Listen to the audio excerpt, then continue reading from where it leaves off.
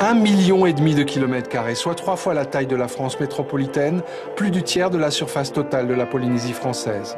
Un sanctuaire qui permettra de reconstituer des écosystèmes mis à mal par la surpêche. De multiples espèces, comme le thon obèse par exemple, vont pouvoir commencer à se régénérer.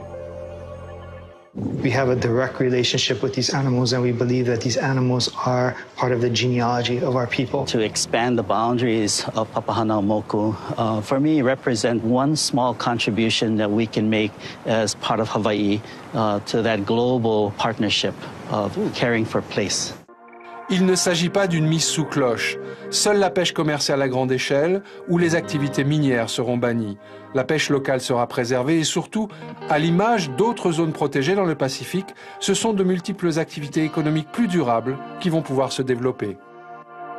Depuis 10 ans environ dans le Pacifique, il y a une douzaine de réserves marines de très grande taille, des réserves marines océaniques qui ont été créées, notamment autour de nous, en Nouvelle-Zélande, au Kermadec, à Pitcairn, à l'île de Pâques, à Hawaï, aux îles Mariannes, en Australie. Donc beaucoup de pays s'y mettent et des pays comme par exemple Palau, qui est un tout petit pays du Pacifique, a vraiment mis toute sa stratégie de développement touristique sur la réserve marine et maintenant ils sont presque obligés de refuser des touristes puisque tous les gens veulent aller observer la biodiversité intacte de Palau.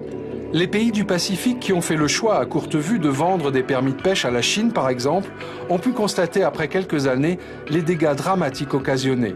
La décision du président américain va dans le sens de l'histoire et de la raison, car pour les scientifiques, ce ne sont pas 3% des océans qui doivent être protégés, comme c'est le cas aujourd'hui, mais près de 30% si l'on ne veut pas finir par épuiser les océans.